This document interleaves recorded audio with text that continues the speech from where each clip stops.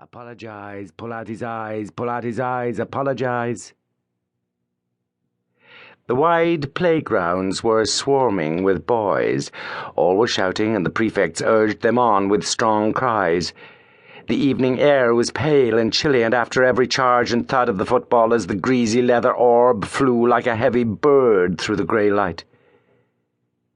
He kept on the fringe of his line, out of sight of his prefect, out of the reach of the rude feet, feigning to run now and then. He felt his body small and weak amid the throng of players, and his eyes were weak and watery. Rody Kickham was not like that. He would be captain of the third line, all the fellas said. Rody Kickham was a decent fella, but Nasty Rush was a stink. Rody Kickham had greaves in his number and a hamper in the refectory. Nasty Rush had big hands. He called the Friday pudding dog in the blanket. And one day he'd asked, "What's your name?" Stephen had answered, "Stephen Dedalus." Then Nasty Rush had said, "What kind of a name is that?" And when Stephen had not been able to answer, Nasty Rush had asked, "What is your father?" Stephen had answered, "A gentleman." Then Nasty Rush had asked, "Is he a magistrate?" He crept about from point to point on the fringe of his line, making little runs now and then, but his hands were bluish with cold. He kept his hands in the side pockets of his belted grey suit.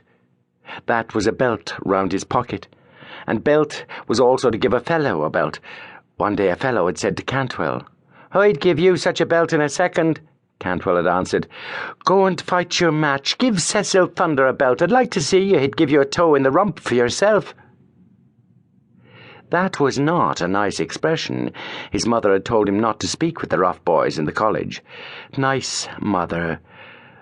The first day in the hall of the castle, when she'd said goodbye, she'd put up her veil double to her nose to kiss him, and her nose and eyes were red. But he had pretended not to see that she was going to cry. She was a nice mother, but she was not so nice when she cried. And his father had given him 2 5-shilling pieces for pocket money. And his father had told him if he wanted anything to write home to him, and whatever he did never to peach on a fellow. Then, at the door of the castle, the rector had shaken hands with his father and mother, his soutane fluttering in the breeze, and the car had driven off with his father and mother on it. They'd cried to him from the car, waving their hands. "Goodbye, Stephen, goodbye." "Goodbye, Stephen, goodbye."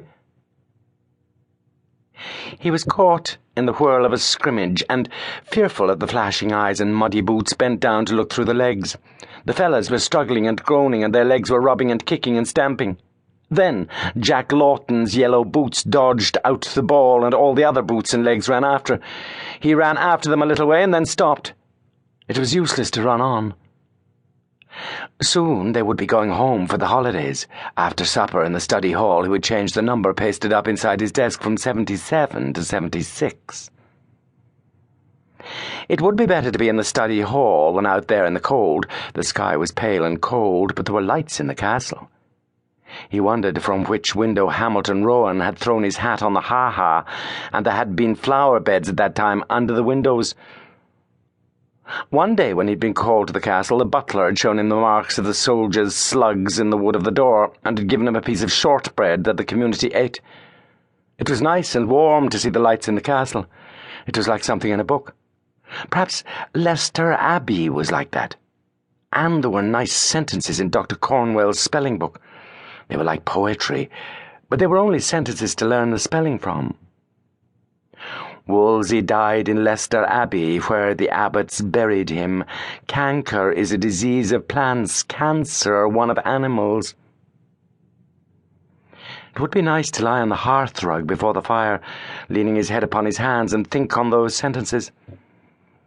He shivered, as if he had cold, slimy water next his skin. That was mean of Wells to shoulder him into the square ditch because he would not swap his little snuff-box for Wells's seasoned hacking chestnut, the conqueror of 40. How cold and slimy the water had been. A fellow had once seen a big rat jump into the scun. Mother was sitting at the fire with Dante, waiting for Bridget to bring in the tea.